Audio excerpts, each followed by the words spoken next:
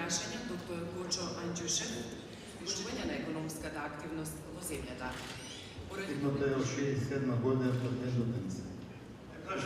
Дали чувствуваме на тендер? Сакаме да говорим и одговор на